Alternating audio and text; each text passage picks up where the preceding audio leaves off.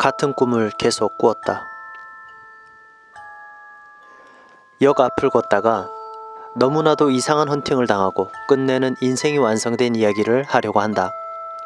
아내와 어떻게 만나게 되었는지에 관한 이야기인데 아마 여기 쓰는 게 맞지 않을까 싶어서. 나는 어렸을 때 1년에 한 번씩 늘 같은 꿈을 꾸곤 했다.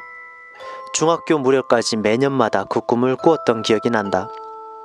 클로버가 곳곳에 피어있는 들판에서 머리를 양갈래로 따은 어린 여자아이가 뛰어다니는 꿈. 이 꿈을 꿀 때면 왜 그런지는 몰라도 이제껏 느낀 적 없던 종류의 행복감을 느끼며 조용히 바라보고 있었다. 고등학생이 되고 나서는 꾸지 않다 보니 어른이 되고서는 까맣게 잊고 살고 있었다.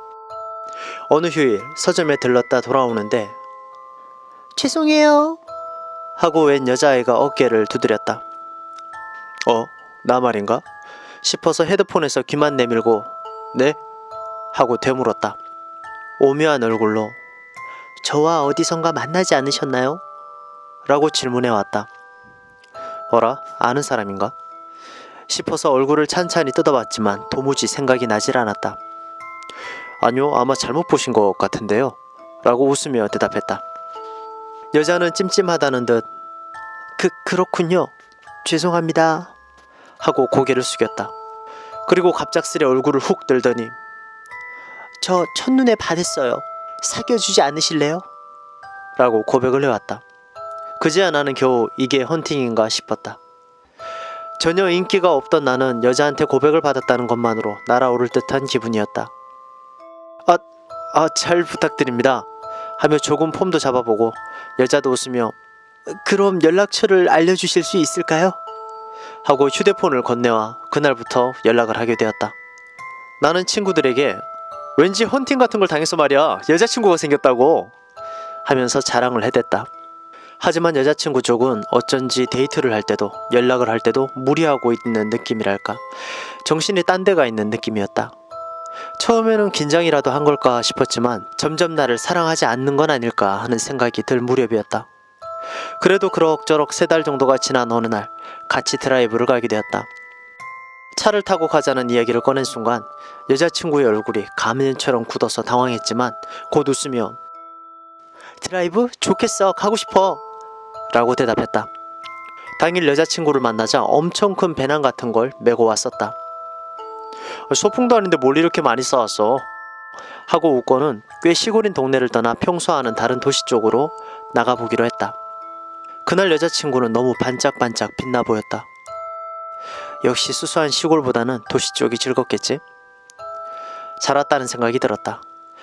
꽤 멀리 차를 타고 나오다 보니 여자친구가 만들어준 주먹밥이나 샌드위치를 먹기도 하고 차 안에서 둘이서 이런저런 이야기도 나누고 나도 너무 좋아서 즐거웠다. 이후에도 가끔 드라이브 데이트를 하게 되었고 여자친구는 매번 이것저것 만들어 와서 마음의 거리가 줄어든 느낌이었다. 어느 날 언제나 그렇듯 여자친구 집 앞에서 여자친구를 태우고 운전을 하는데 여자친구가 조수석에 앉자마자 입을 열었다. 오늘인가 보네 아마. 뭐가?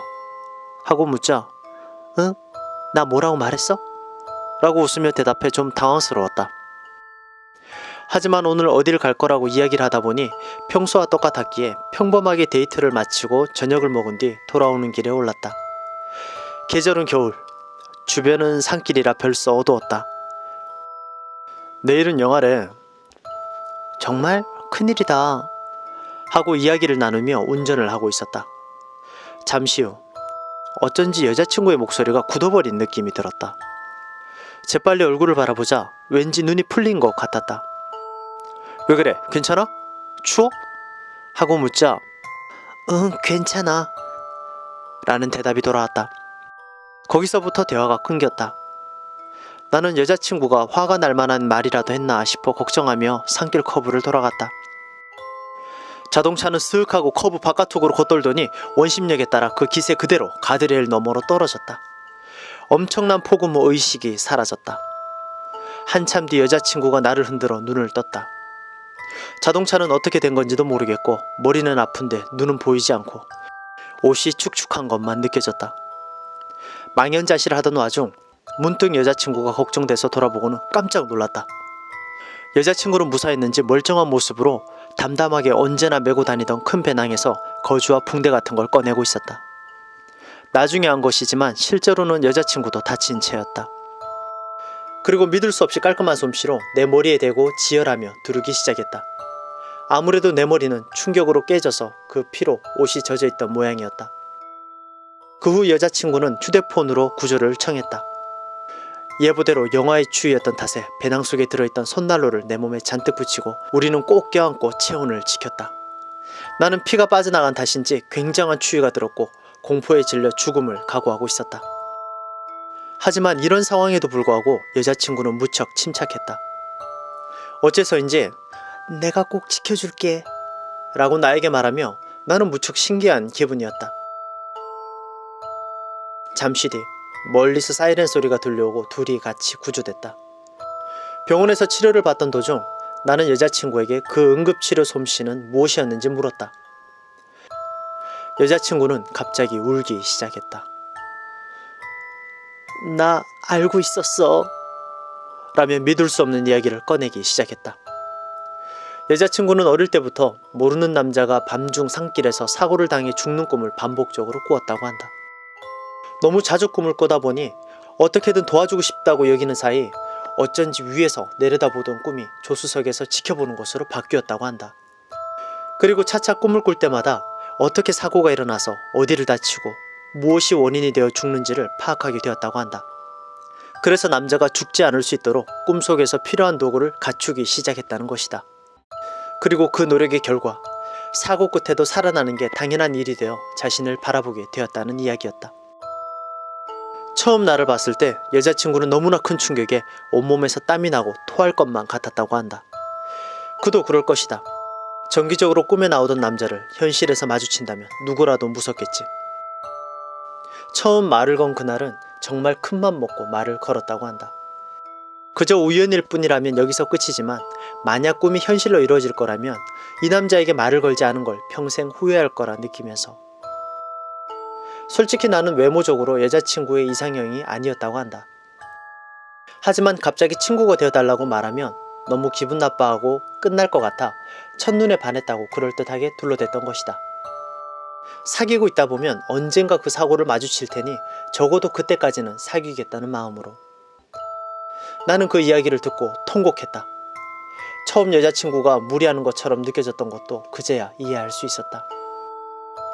믿을 수 없는 이야기였지만 사고로 머리를 다쳐서 그런 걸까? 오히려 그 이야기가 너무나도 당연하게 느껴졌다. 솔직히 목숨을 건진 기쁨보다 여자친구가 이제 내 곁을 떠나갈지도 모른다는 것에 절망했다. 나는 통곡하며 이제 우리 헤어지는 거야? 라고 물었다. 여자친구는 반문했다.